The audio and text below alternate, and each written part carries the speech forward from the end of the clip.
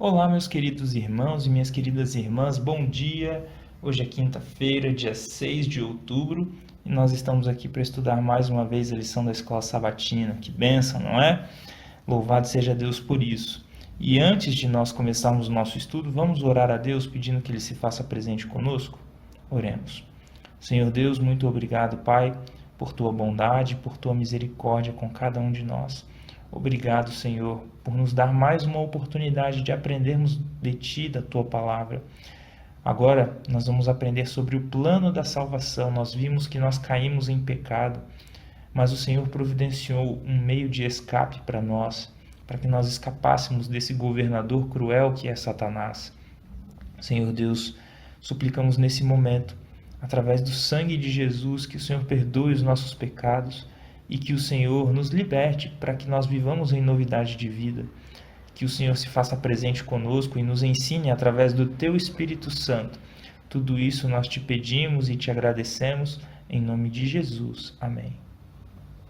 Bom, queridos irmãos e queridas irmãs, hoje nós vamos estudar a lição que tem como título A Primeira Promessa do Evangelho. E ela não demorou para acontecer. Isso está ali em Gênesis capítulo 3. Vejam só, a lição pergunta aqui para nós: que esperança há para a humanidade?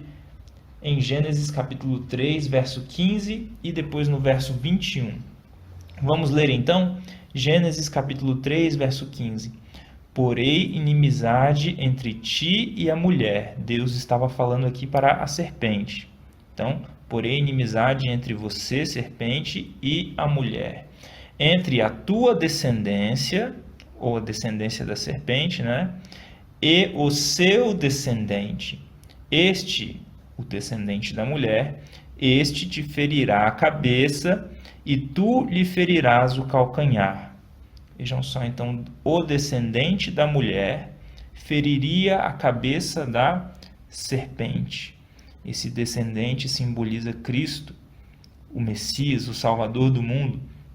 Esmagaria a cabeça de Satanás. No entanto, isso não seria sem custo. Ele seria ferido no calcanhar. O que isso quer dizer? Quer dizer que Cristo ele sofreria alguma coisa para então nos salvar. E foi isso que ele fez na cruz do Calvário. Ele sofreu no nosso lugar. Vejam só agora o verso 21.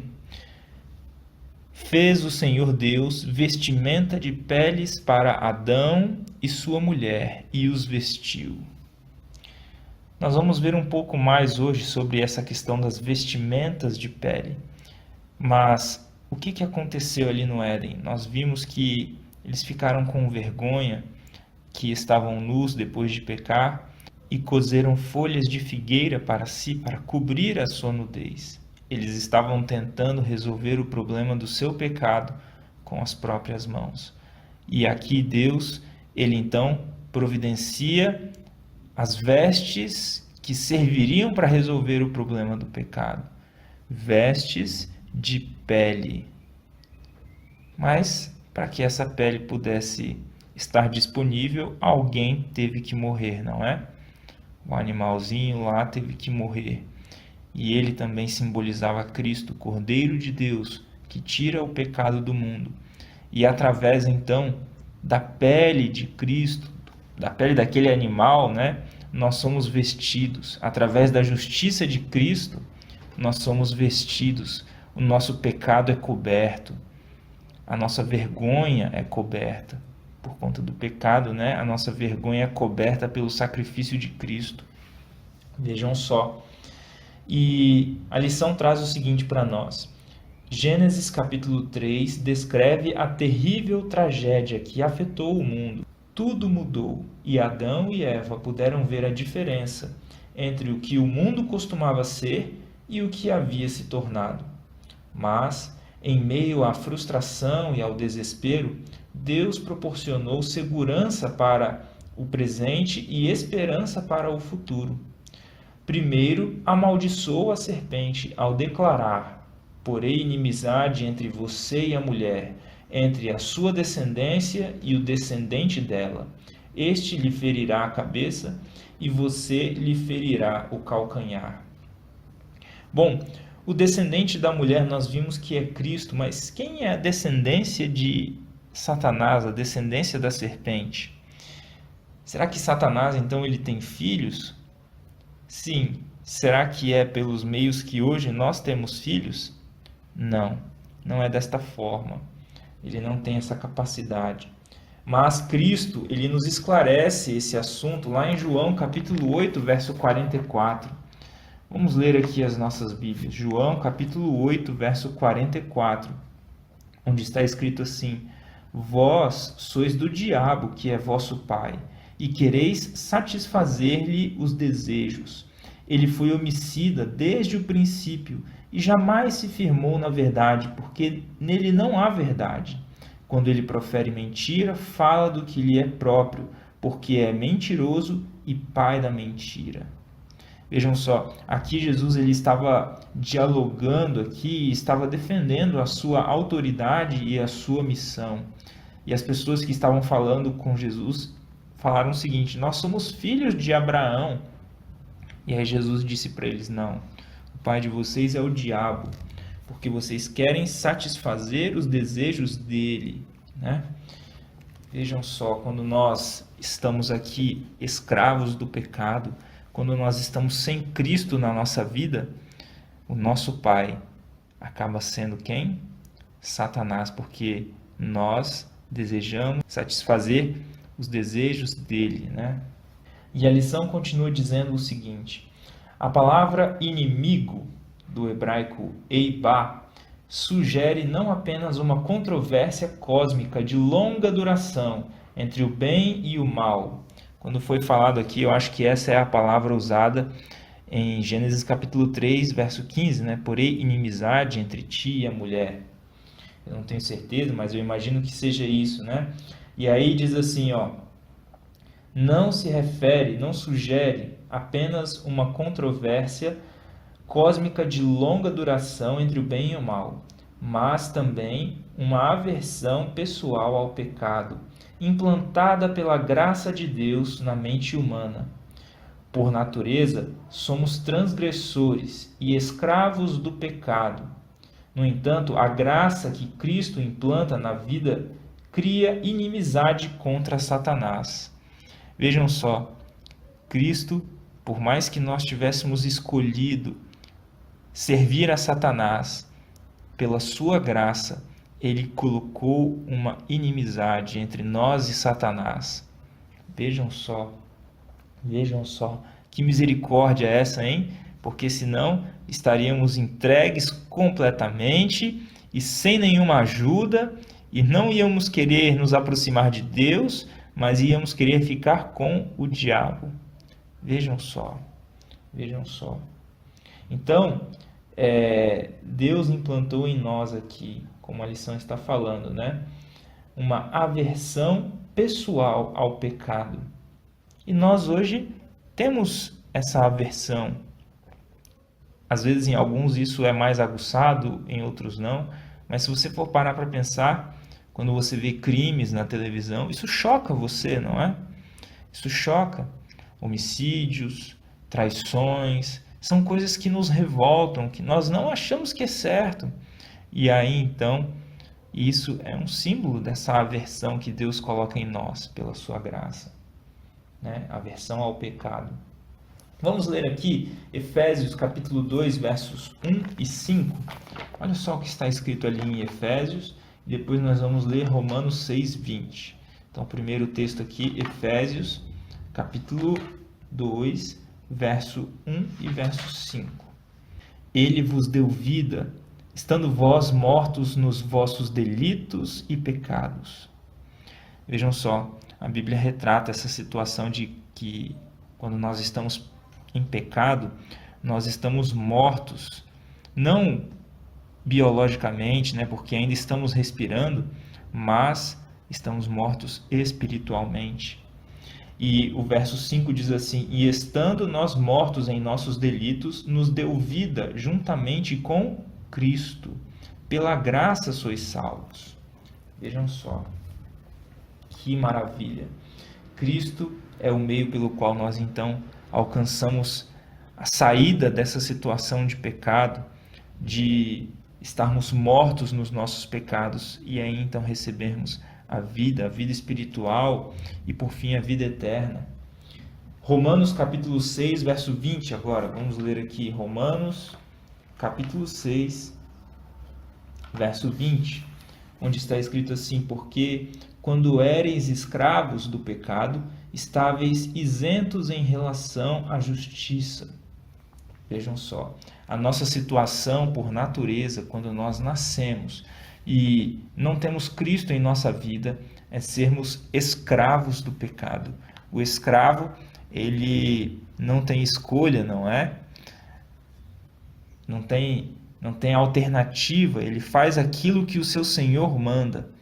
Nós muitas vezes podemos pensar que estamos escolhendo, mas estamos sendo o quê? Governados pelo pecado, por essa natureza depravada que nós temos. É uma coisa que nós precisamos refletir, querido irmão, querida irmã. Isso acontece quando nós estamos sem Cristo. Podemos achar que está tudo bem, que eu estou no controle da situação, mas a Bíblia nos revela que nós não estamos no controle. A lição vai continuar dizendo o seguinte agora: é essa inimizade, uma dádiva do Éden, que nos permite aceitar sua graça salvadora, ou seja, a graça salvadora de Cristo. Sem a graça que converte e o poder que renova, seríamos cativos de Satanás, sempre cumprindo suas ordens. E a lição vai continuar dizendo ainda mais, olha só: Deus usou um sacrifício para ilustrar a promessa messiânica, como nós falamos ali ao comentar sobre Gênesis capítulo 3, verso 21. E agora temos uma citação do livro História da Redenção, escrito pela irmã Ellen White, e que diz o seguinte para nós: quando Adão, de acordo com as especiais determinações de Deus, fez uma oferta pelo pecado, foi para ele a mais dolorosa cerimônia. Sua mão devia se levantar para tirar a vida, que somente Deus podia dar, e fazer uma oferta pelo pecado. Pela primeira vez, teria que testemunhar a morte. Ao olhar para a vítima ensanguentada, contorcendo-se na agonia da morte, ele devia contemplar pela fé o Filho de Deus, a quem a vítima prefigurava, e que devia morrer em sacrifício pelo ser humano. Queridos irmãos e queridas irmãs, nós lemos, eu acho que foi ontem, que Adão e Eva choraram amargamente quando a primeira flor caiu, né? Quando a primeira flor murchou, quando a primeira folha caiu, e eles viram a natureza sendo alterada. Eles choravam desta maneira, assim como alguém chora pelos seus mortos. Agora imagine quão mais intenso foi, ao invés de matar uma planta, de ver a morte se manifestando em uma planta, Adão ter que tirar a vida de um animal. Aquele mesmo animal que ele deu nome lá atrás, né? Lá na criação, no sexto dia, que ele foi dando nome aos animais. E Adão, então, vendo a vítima ensanguentada, se contorcendo, ele não sabia o que era matar, ele não sabia o que era tirar a vida de alguma coisa. Como? E aí, então, ele vê aquilo e talvez ele tenha entrado em desespero. E ali, com a vítima ensanguentada, se contorcendo, ele devia enxergar o sofrimento de Cristo, o sofrimento que Cristo viveria no lugar dele. Pela fé ele devia contemplar o Filho de Deus e o sacrifício que seria feito pela humanidade. Que cena forte, não é? Agora a lição ela vai trazer o seguinte para nós. Leia 2 Coríntios capítulo 5, verso 21 e Hebreus capítulo 9, verso 28. O que esses textos ensinam sobre o que foi revelado pela primeira vez no Éden? Vamos ler aqui, 2 Coríntios capítulo 5, verso 21, diz o seguinte para nós: aquele que não conheceu o pecado, ele o fez pecado por nós, para que nele fôssemos feitos justiça de Deus. Quem que não conheceu o pecado? Todos nós conhecemos, todos nós pecamos. Aqui, conhecimento não quer dizer um conhecimento teórico, mas quer dizer um conhecimento experiencial. Adão e Eva conheceram o pecado quando comeram do fruto da árvore do conhecimento do bem e do mal. E agora nós também conhecemos o pecado porque praticamos o pecado e também experimentamos as suas consequências. Mas Cristo Jesus, ele não praticou o pecado. Cristo não desobedeceu a Deus em nada. Ele não pecou e ele experimentou sim as consequências do nosso pecado. As nossas iniquidades caíram sobre ele e pelas suas pisaduras nós fomos sarados. É isso que está dizendo aqui. Isso que tem um eco lá em Isaías 53, né? Depois leia aí na sua Bíblia.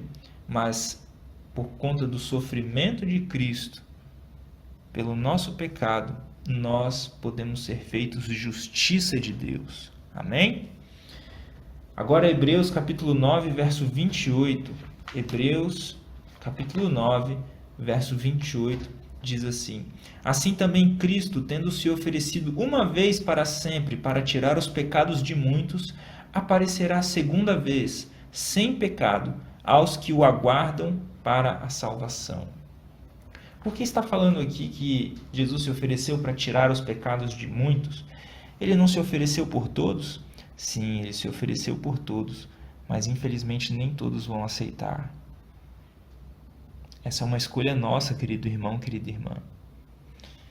E aqueles que não aceitarem o sacrifício de Cristo, então seus pecados não serão removidos.